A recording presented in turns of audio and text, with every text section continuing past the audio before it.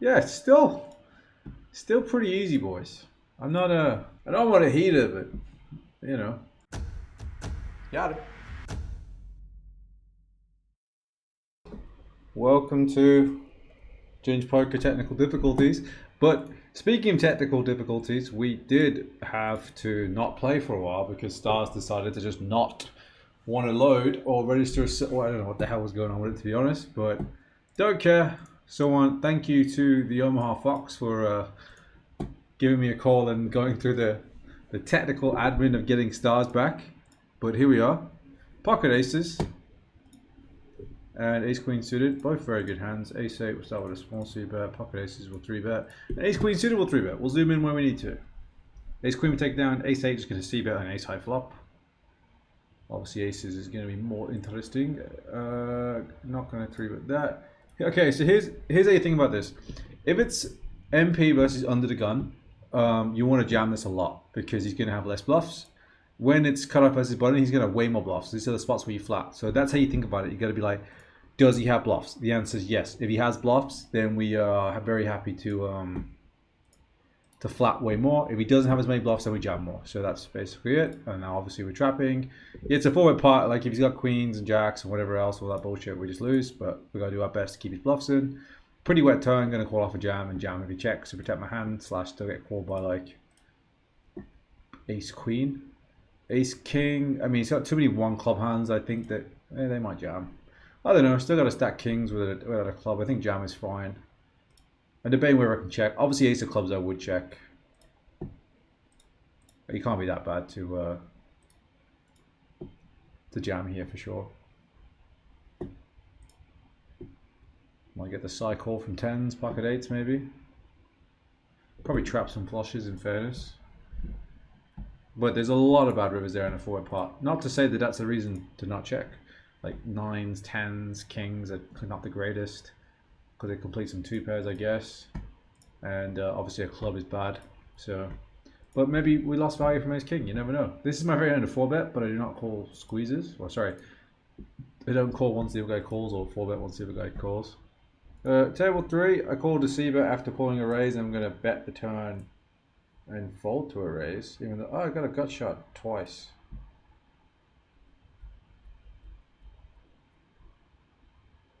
We're not going to do anything, so I'm going to fold. Up top, called a 3-bet, called a c-bet, and he checks the turn, which kind of represents he's got nothing, so I get to go super small now, I guess, because he was kind of polar on the flop when he half pots.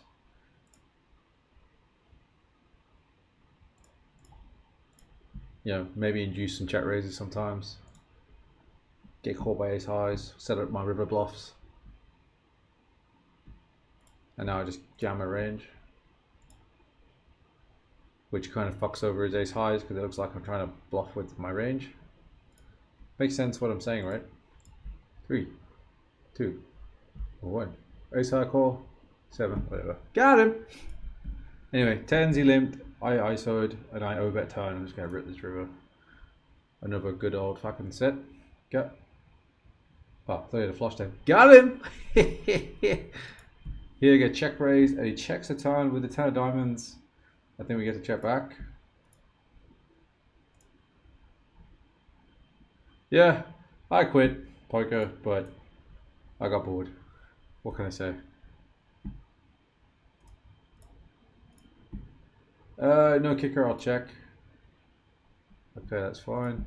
Here we 3-bet, c-bet, and then he raised me, and I have the open ender, so I think I have a clear call. I didn't realize how deep it was, to be honest, when I c-bet. I want to check this out of position if I realize how deep it was.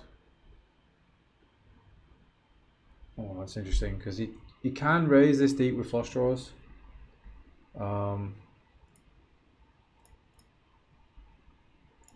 So it's kind of interesting turn. Kind of need to know a little more about him to figure out how he constructs this, but I probably have to check fold. Although I said to do some checking. When he goes small, I guess he can have some still top pair that wants to check back that I have plenty of equity against. So I think probably versus small I call. And then on the river he checks us back, so I think I have to block fold this river. This is a really weird hand because I fucked it up because it was so deep. But I think block is way better than check. Straight to your man. He had a set of eights, so that makes complete sense on the turn what he had. It's funny because like I forget like 200 zoom, they're just doing what they say they're doing, and like I'm thinking about 500 zoom where they're pretending they're doing what they say they're doing. So I have to be like, okay, yeah, this is set, cool. So you just lead and you're fine. King 5, we check called flop after opening, and we're gonna check raise the river.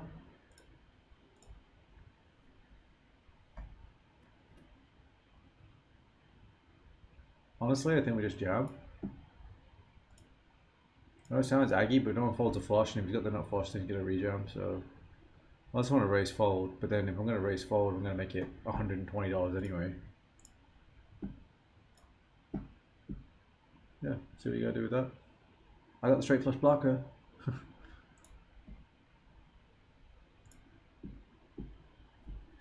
Got him. Yeah, it's still pretty easy, boys. I'm not I don't want a heater, but you know, it's golden with a flush and they don't fold, and it's great. Weird one here where I open c-bet and then he dunks into me. I think I have to block the river. And then here, 3-bet pot where he said call call and jams flop, I'd obviously just call. Ah, he's got the fucking cooler. Ace is the guy folds the river.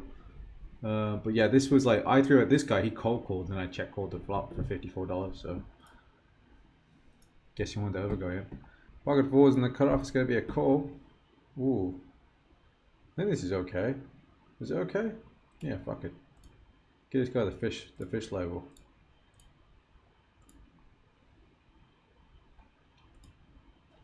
Well, it's a pretty decent turn. I think versus random fish, just want to raise.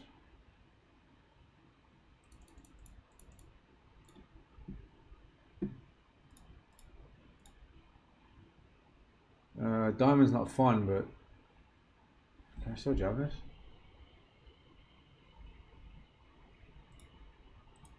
I think because of fish, I have to, because you could just have random aces, random ace 10. Yeah, I think I have to. Ah, fuck. Ah! I think I have to jam that. I'm not sure. What do you guys think? You got me. Well played. Lots of 5K on GG lately. Have you thought about jumping in their games? Not really, because without trying to sound ridiculous, I have too much money to care about any games right now. So I'm just playing. I'm going back to playing these old Stars Zoom games. Fuck all the sponsorships. Fuck all everybody else. I just want to play the game, have fun with you guys. I'm running a business on the side now. Got other things I'm up to. I don't really care about. I've been playing a little bit of live tournament just for fun, but even then I get bored. I might end up playing some high stakes somewhere at some point, but I don't really fancy jumping into 5K, putting money on a site where I've got, you know, lots of other things that I'm up to investment wise as well.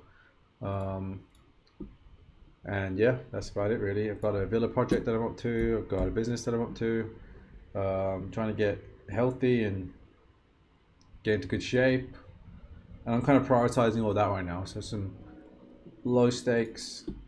It's not really about the stakes, it's just the fact that it's Zoom and I like the software. I don't mind the GG software that much, but I'm not sponsored, so fuck them. 45. And but yeah, I'm getting a little bit of World Series of Poker envy, but I think if I went back, I don't think I'd be able to grind cash games just because of like, I'd rather grind cash games in Texas because the politics of the high stakes game there is just a nightmare, and it's impossible to get into the mid stakes game during the World Series because the queues are so big, because there's so many people. So I went back to the World Series, which I do think I'll do in the future. I think I'll just go to grind tournaments, but I don't want to grind tournaments until I have a fucking idea what I'm doing. So I might, just like join a CFP for tournaments just out of sheer, let's see what happens, rather than trying to make money. So, but I don't know how interesting that would be to stream. All right, so call the check raise. Pretty reasonable turn. I think I get to bet again now because we get to call the raise again.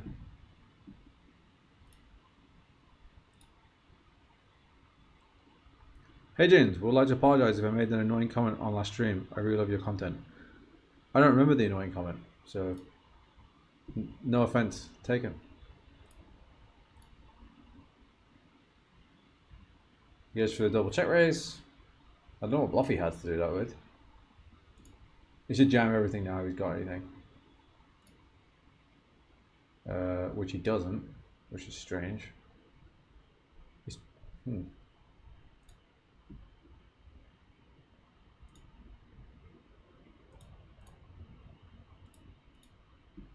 What the fuck?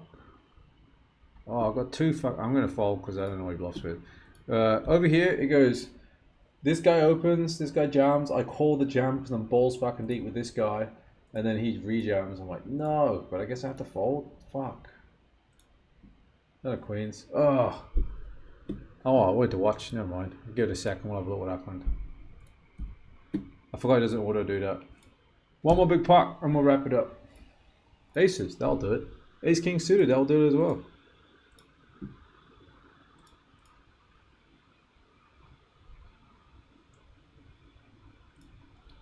Ace king suited. Ace king suited. Alright, with queen. Alright, we'll lose the big pot. But we will wrap it up on the next big blind. And we want to play some pots, so it's our last orbit, so here we go. Don't try this at home.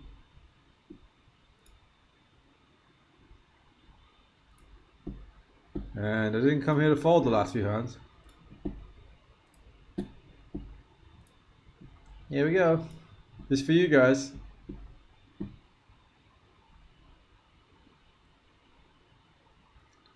Free copies, killer. Maybe got him.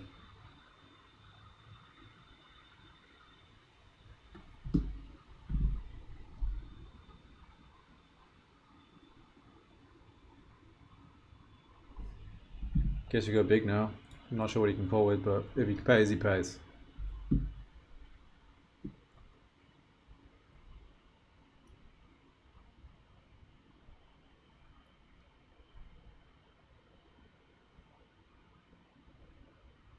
He literally can't call with anything, but if he wants to pay, let him do it.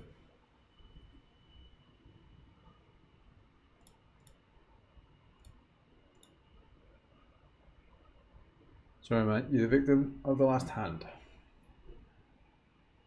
I want my money back. I had like 6.5k to start the session, so don't use a HUD anymore, so we have to use that as a measure of how we did this session. This could make or break it.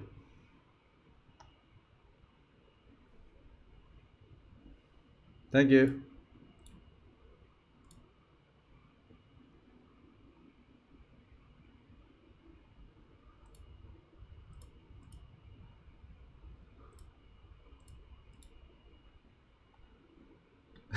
What's he tanking for? Did he try to slow roll me? Got him. We have 6.2, we started with 6.5, so we're down like $270, so like basically one buy-in. The flip fucked us, but we have a couple chests, but we're not going to open them now because Stash doesn't like to do things. So, thank you for watching, and hopefully see you on the next one.